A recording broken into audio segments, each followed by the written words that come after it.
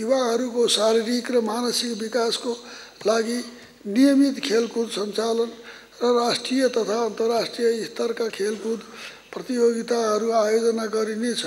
सङ्घ प्रदेश र स्थानीय तह र खेल सङ्घको सहकार्यमा स्पोर्ट्स स्कुल कार्यक्रम सुरु गरिनेछ। विद्यालय तहदेखि खेलकुद तालिम, प्रशिक्षक र खेलाडी प्रोत्साहनका कार्यक्रमहरू सञ्चालन गरिनेछ।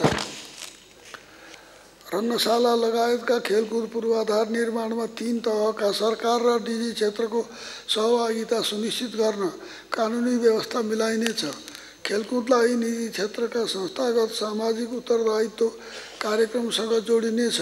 त्रिभुवन विश्वविद्यालय क्रिकेट मैदानलाई आधुनिक स्तरको क्रिकेट मैदानमा रूपान्तरण गरिनेछ।